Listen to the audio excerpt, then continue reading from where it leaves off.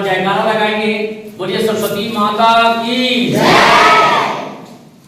बाबू, आप लोग जिस ऐतिहासिक जगह को देखने आए हो, इस जगह का नाम बोला जाता है सोन भंडार, लेकिन लोग सोना समझकर आते हैं कि सोना का भंडार है। तो सोन का मतलब होता है बाबू सुरंग, टनल, गुफा।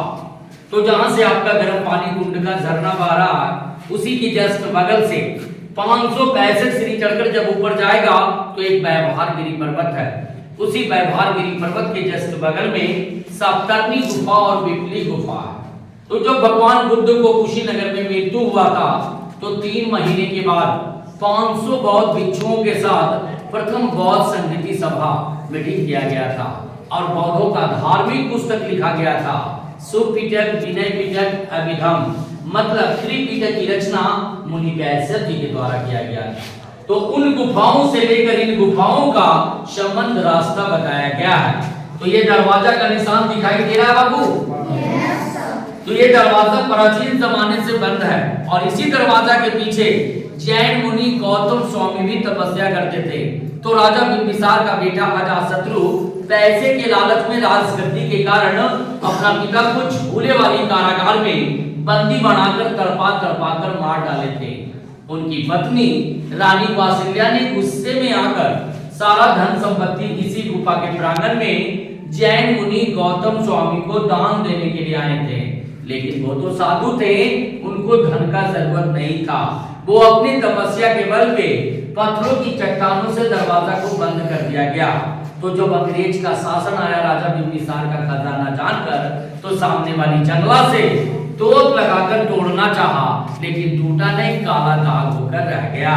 उसी समय भारत का प्रथम वैज्ञानिक डॉक्टर जगदीश चंद्र बसु ने जब गर्म पानी झरना को टेस्ट किया, तो ऐसा अनुमान हुआ कि इस पहाड़ के भीतर में काफी विस्फोटक पदार्थ है, जैसे लोहा, गंधक, आयरन, सल्फर की मात्रा है। अगर इसे छोटा डायनामाइट से तोड़ा जाए तो ज्वालामुखी फटता बाबू, तो आग लगने की भय थी और गर्म पानी का झरना जब बंद हो जाता तो राजगीर का एरिया समाप्त हो जाता और देश विदेश का जो डॉलर आ रहा इसी गर्म पानी की वजह से आ रहा। इसी निर्भय के कारण ब्रिटिश गवर्नमेंट 1954 में ऐसा पारित किया गया कि जो धर्मस्थल को नष्ट करेंगे उसे कड़ी से कड़ी सजा मिलेगा, नहीं तो 5000 रुपया का जुर्माना देना पड़ेगा।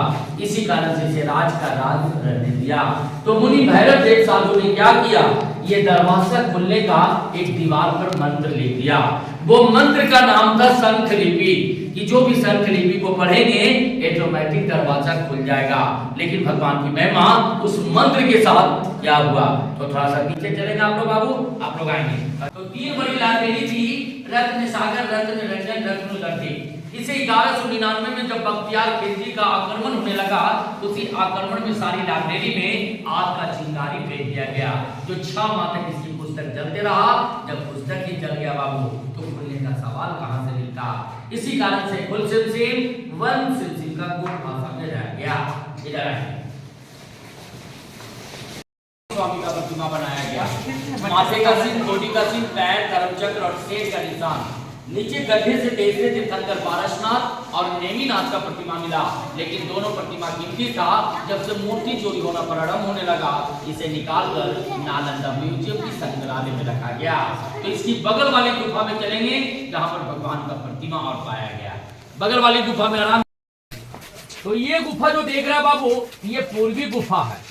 तो राजा बिंबिसार का बेटा अजातशत्रु राज किया। अजातशत्रु का बेटा उदयन यहाँ से राजधानी उठाकर पाटलिपुत्रा में बसा दिया गया।